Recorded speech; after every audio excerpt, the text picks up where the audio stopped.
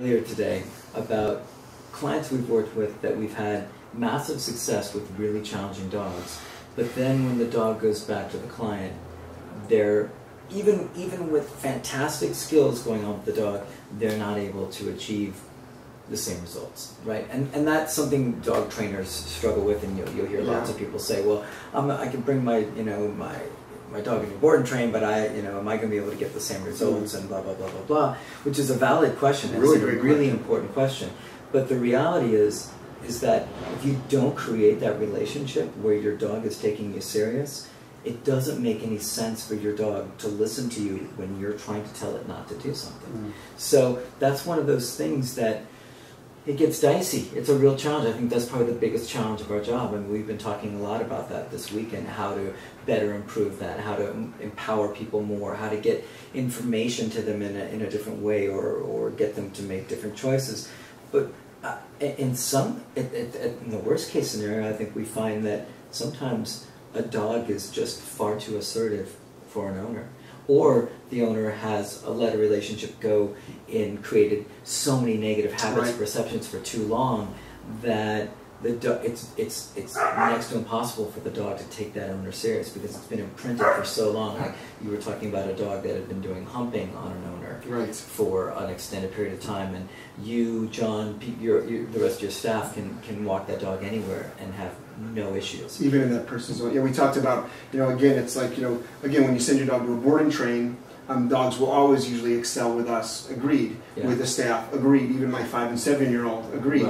But it can go back to its own home and revert back. There's always going to be some sort of revert back. Again, people have to really remember, we don't fix TVs, we don't fix computers, we don't fix cars. It's a dog. It actually can make its own decisions. You have a dog, though, that has such a dramatic change in behavior when the owner actually grabs the leash. That's probably the #1 troubling thing that I'm dealing with right now. Is what can I do? It's like, and you know what? If I gave that person another 6 weeks for free, it wouldn't make a difference at that point. We're talking about dramatic shifts in behavior between handlers. But those dramatic shifts are emotional shifts. Most of it's not even about. There's always the component of mechanics and how good are you with the leash, and how good is your timing, and how good are you reading the dog. Those are all important, valuable things. But there's also the part of what's the emotional state of the person. Is the person so unable to present itself in an authoritative fashion because the dog represents something so emotionally deep for them that they can never present themselves in a way of being an authority figure, because that's really what it comes down to. If you can't be an authority figure with your dog, where your dog actually believes you, it doesn't make any sense for him to not do what he wants to do. So you're talking about a lab, I think, that would just be, was great around dogs, but on leash would be majorly reactive, pretty much red zone. Just go crazy. You walk him, same dog, same place, no problems. John walk him, no problems.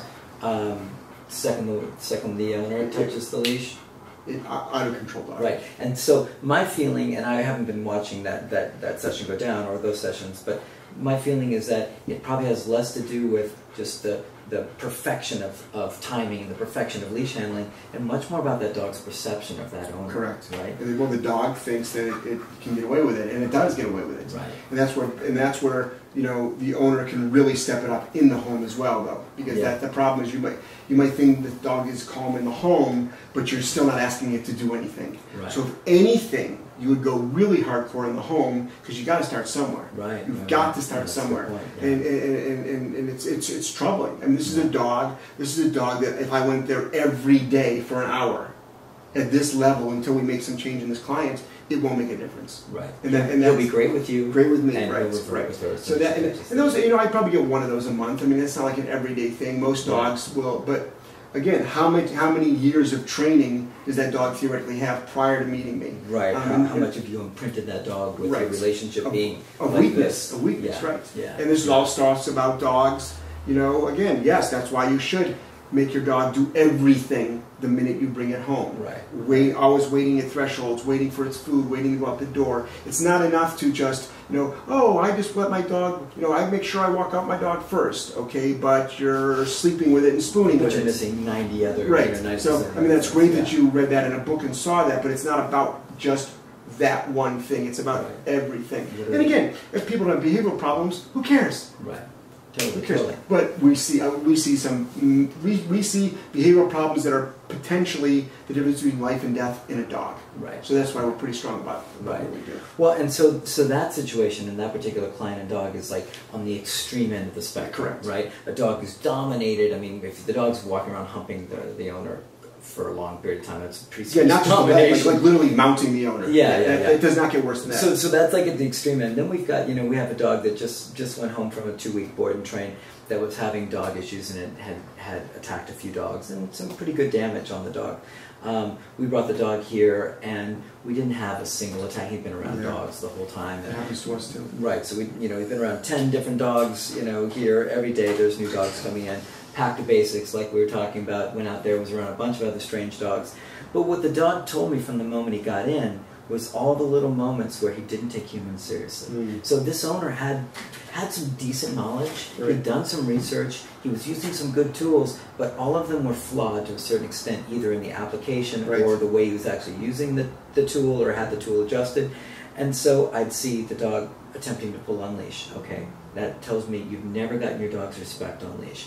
The dog bolting out the door, you've never gotten your dog's respect with doorways. The dog bolting out of crates, you've never gotten your dog's respect. Right. So although this isn't explosive, you know, the worst case scenario, the dog is still not taking the owner serious, and that's why he's having these problems. Even though he's saying, I'm doing all these things right, but you're missing all these Right. little tiny Right. things, and that's what's making your dog think, I'm going to listen to you.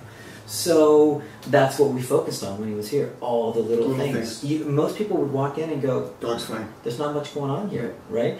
And they wouldn't even notice the little things that we're addressing, but those little things Right. are why we're successful. Right. I mean, it's a great example. A couple of examples you used is, you know, if an airplane takes off from a runway Yeah. and is 1 degree, off, when it takes off, it doesn't look that much. Right. You know, It doesn't look like anything. doesn't look like anything. Yeah. But when it's done with its trip, it could be in another state, another country. Right, It could so- be in the water instead of on land. Right. So if you're leaving from New York, headed for LA, and you're 1 degree off, chances are you'll land in San Francisco, Exactly. which is pretty far away. Exactly. Right? So it's the kind of thing where, believe it or not, the little things are more important sometimes than the big things. Absolutely. And Absolutely. you know, a great example is you know, a lot of, you know, videos and photos that you see from my place are you know, dogs just doing nothing but relaxing, but in downstays in place command.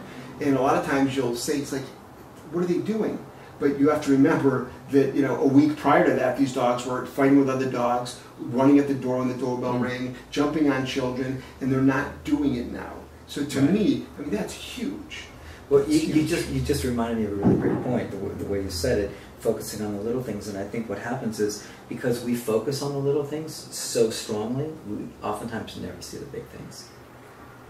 Right. You know what I Good mean? example is, I can take a dog, aggressive dog. I mean, I'm really good at triggering bad behavior, but you have a dog, aggressive dog, and it comes to your place and it never gets into a fight with the dog, and it's always got into a fight with the dog. Well, I don't make dogs fight. Right. You either if I put you in with 1 or 5 other dogs, Right. if you're going to fight, you're going to fight. Yeah. Then I get to correct you. Right.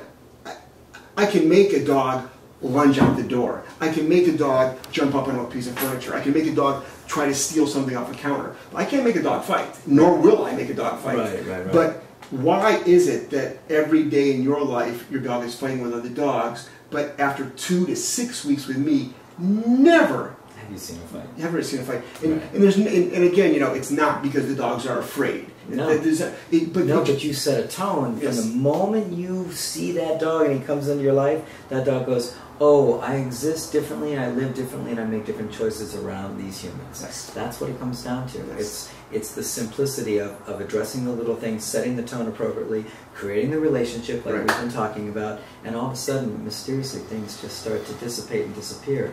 All these bad behaviors just up in smoke, gone. So that's... And these are things, you know, the reason why I think we're having these conversations are, these are things that are not addressed in typical classroom Sure. dog training. Sure. Nobody addresses this. They address sit for a cookie, down for a cookie, look at me, recall, all important things. Right, right. Well, again, whether you, this is not a bash on Pure Positive, it's not a rah-rah for balance. No, These are just the facts. And what it is no matter what kind of training system you have, you can't just be doing these technically tricks for food or for affection. Yes, it's more of a balanced program where it has to be holistic. Yeah. You cannot pick and choose. Yeah. It's either all or nothing. Yeah. It's either all or nothing. The bottom line is you get to do things with your dog. Yeah. I mean, that's the joy. That's the reward. Is you don't have to say to yourself, it's 5 o'clock, I can't take my dog out for a walk, there's too many dogs. Or, I can't go to the beach right now, there might be another dog on the beach.